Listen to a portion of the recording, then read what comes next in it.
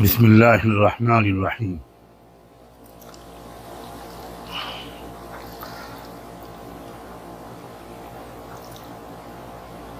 एक बहुत ही अहम पैगाम तमाम देशवासियों के नाम पहुंचाने के लिए आज आपकी खिदमत में हाजिर हुआ हूं।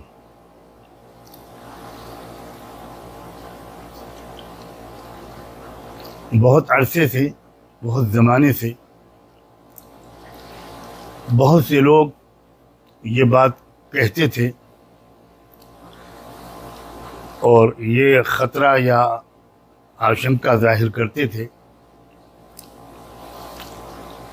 कि अगर एक बार फिर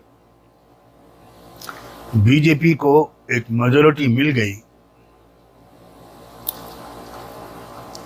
तो वो संविधान को, दस्तूर को ही बदल देंगे। ये बात जब कहने वाले कहते थे तो बहुत से लोग ये समझते थे कि ये कभी नहीं हो सकता। ये लोग बहुत बढ़ा चढ़ा कर अपनी आशंकाओं का या अंदेशों का इजहार कर रहे हैं। मेरे ख्याल में अब तो इस तरह के किसी भी डाउट की कोई गुंजाइश बाकी नहीं रही।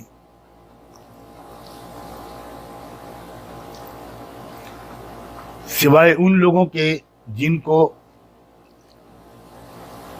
कुछ भी नज़र नहीं आता, कुछ भी सुनाई नहीं पड़ता, कुछ भी सुझाई नहीं देता, ऐसे अंध भक्तों के अलावा अब किसी को भी इस बात में कोई शुबहा नहीं रहना चाहिए। आपने सुन लिया होगा, पढ़ लिया होगा कि हमारी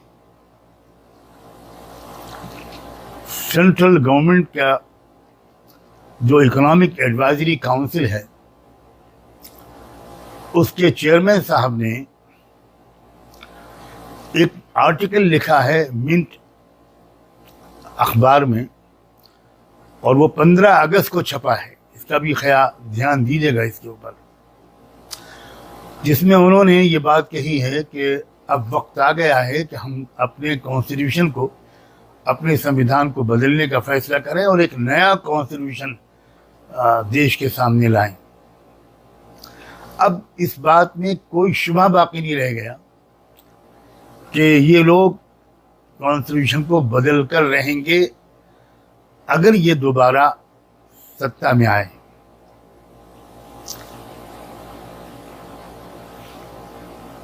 अब आप सोचिए कि इस कॉन्स्टिट्यूशन के होते हुए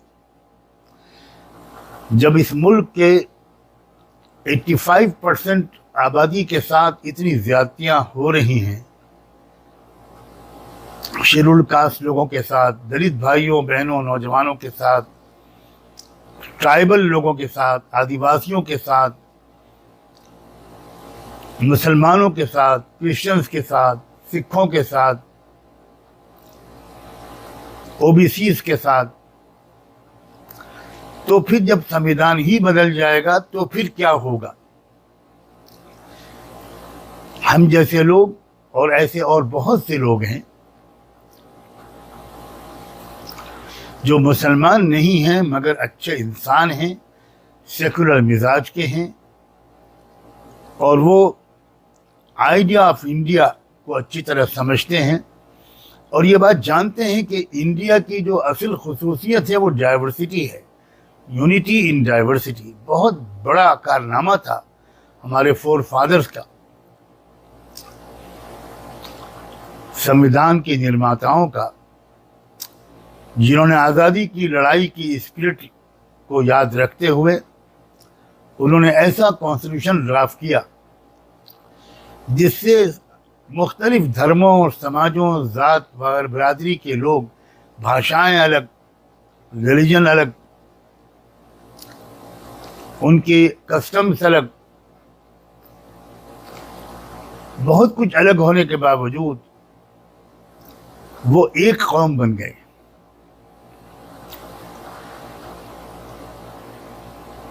अब जब दूसरा कॉन्स्टिट्यूशन बनेगा और वो कैसा होगा ये बताने की तो कोई ज़रूरत है ही नहीं। पुराने वाक़यात आप भूल गए हों तो अब जो कुछ भी मणिपुर में हुआ, जो यूपी में हो रहा है कि एक ईमानदार पुलिस ऑफिसर ने अपनी प्रोफेशनल जिम्मेदारी अदा की और बड़े भयानक फसाद से पूरे शहर बरेली को बचा लिया, उसका मिनटों में ट्रांसफ़र कर दिया गया। अब जो कुछ हरियाणा में हो रहा है, उसके बाद अब कुछ शक की गुंजाइश है कि संविधान बदलने के बाद फिर क्या होगा। तो अब मैं इसलिए आया हूं एक वेकअप कॉल देने के लिए कि खुदा के लिए मुल्क का हर वो बाशिंदा जो भारत से मोहब्बत करता हो और इसका मुस्तकबिल अच्छा देखना चाहता हो और इंटरनेशनल कम्युनिटी में अपने वतन को इज्जत वाला मुकाम दिलाना चाहता हो, उससे मैं अपील करना चाहता हूं कि अब ज़रा आप एक काम फौरन शुरू कर दें, मेहरबानी करके।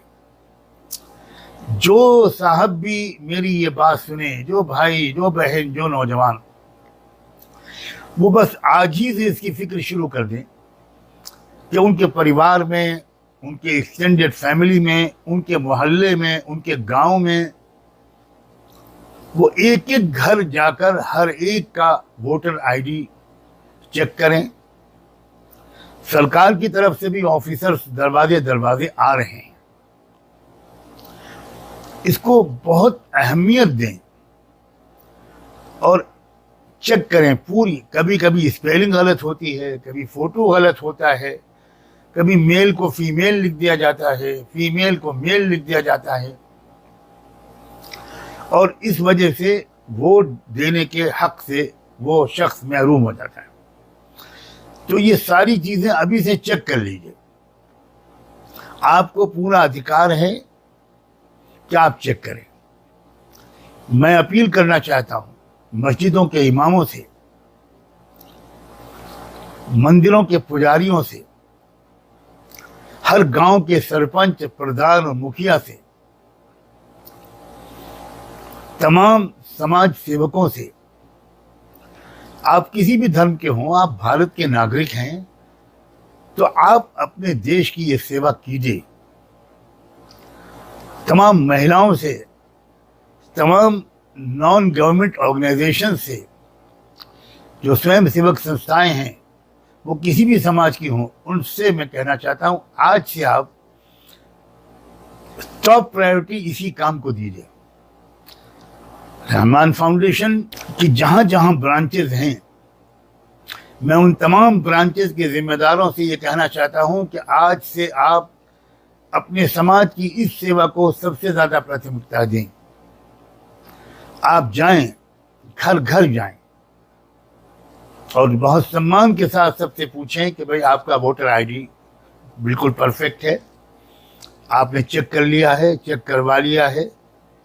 अगर आपको न मालूम हो तो ज़रा मालूम कर लें किसी जानकार से कि कैसे वोटर आईडी कार्ड को चेक किया जाता है।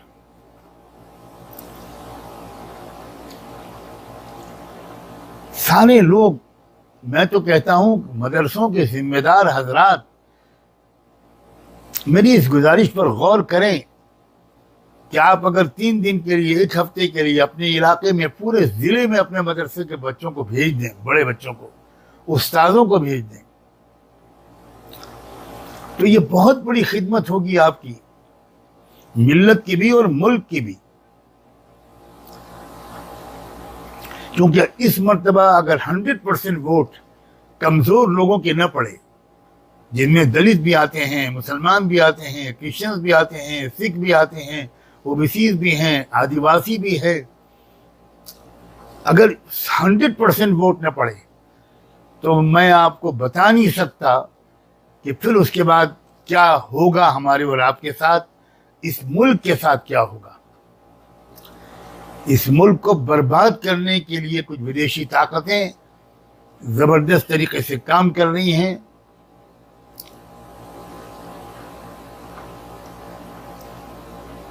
एक सलाहियत है हमारे मुल्क में। जिन ताकतों ने लीबिया को बर्बाद किया, जिन ताकतों ने सीरिया को बर्बाद किया, लेबनान को बर्बाद किया, जो बहुत खुशहाल मुल्क थे, वही ताकतें हैं जो हमारे मुल्क को भी बर्बाद करने पर तुली हुई हैं। और उनको कुछ यहाँ उनके अपने ऐसे शागिर्द और एजेंट मिल गए हैं, या तो वो कम पढ़े लिखे होने की वजह से कम समझ हैं, और या लालची होने की वजह से वो उनकी बात को जानबूझकर, जानते बूझते मान रहे हैं। इसी तरह मैं तमाम अपोजिशन पार्टियों से एक बात कहना चाहता हूं। देखिए, आपने एक उम्मीद जगाई है देश के अंदर, वाकई देश का मूड बदल गया है। सोशल मीडिया के 20 चैनल पर ये बात साबित कर रहे हैं, आंकड़ों के आधार पर, ग्राउंड जीरो की रिपोर्ट्स की बुनियाद पर, कि मुल्क का माहौल, मुल्क के वोटरों का, आम लोगों का मूड बदल रहा है।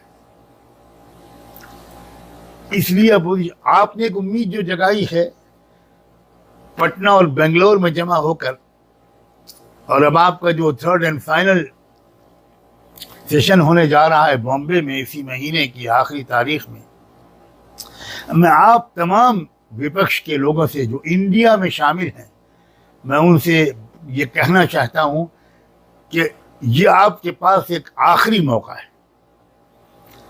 इस वक्त अगर आप में से कुछ लोगों ने साथ छोड़ा, बिखर गए और एक मजबूत और यूनाइटेड विपक्ष की हैसियत से सामने ना आए,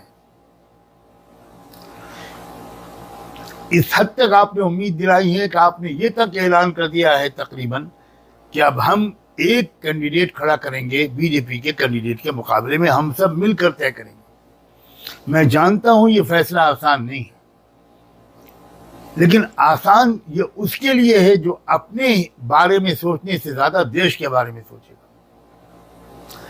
जो अपने ही बारे में सोचेगा, अपनी पार्टी के बारे में सोचेगा, वो ये फैसला नहीं कर पाएगा और बिखर जाएगा। फिर उसके बाद ये जो एक इत्तेहाद बना है, तो आप सब से भी मैं ये बात गुजारिश करना चाहता हूं, आप सब की पूरी रिस्पेक्ट के साथ, कि इस वक्त आप अपने वादों पर खरे उतर जाइए और अपने अपने क्षेत्र में इस वक्त फौरन मेहनत शुरू कीजिए इस बात की कि आपके जो संगठन के लोग हैं वो हजारों लाखों की तादाद में पूरे प्रदेश में फैल जाएं।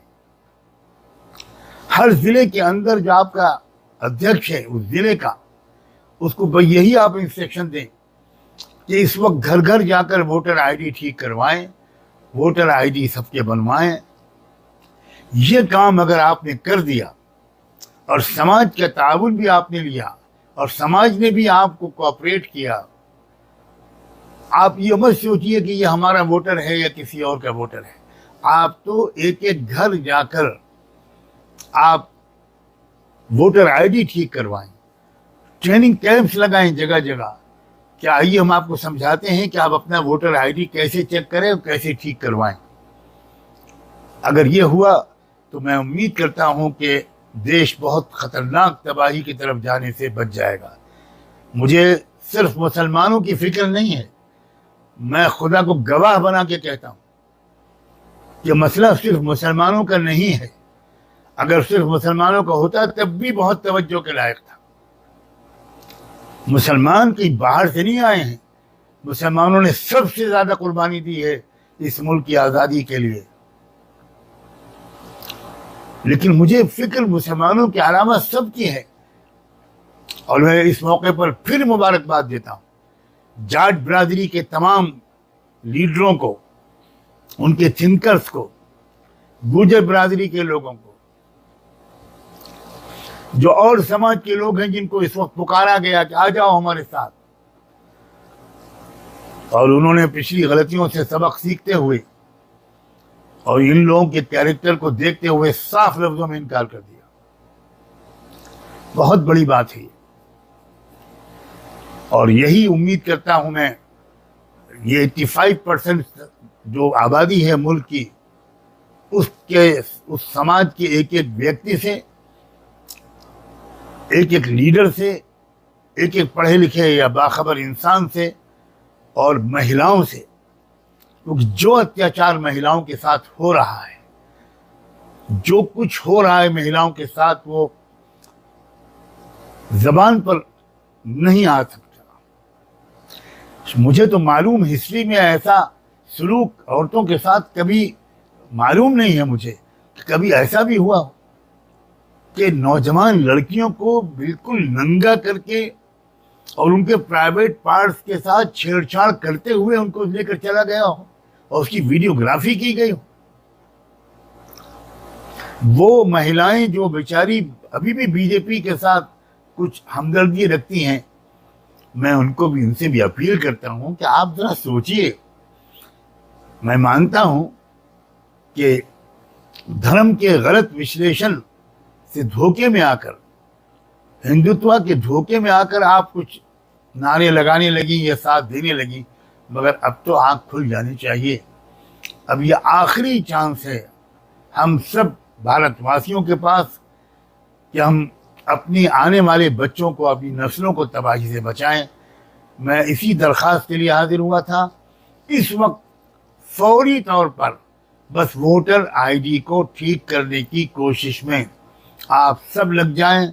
मैं एक बार फिर कहना चाहता हूं रहमान फाउंडेशन से जुड़े हुए तमाम वॉलंटियर्स से कि वो इस वक्त अपने अपने इलाके में वो एडमिनिस्ट्रेशन से के साथ मिलकर उनकी मदद से इस काम में वह उनका साथ दें और पूरे देश की, अपने इलाके की एक ठोस खिदमत करें। मैं उम्मीद करता हूं कि आप मेरी इस रिक्वेस्ट पर ध्यान देंगे। आप सबका बहुत बहुत शुक्रिया। खुदा हाफिज़।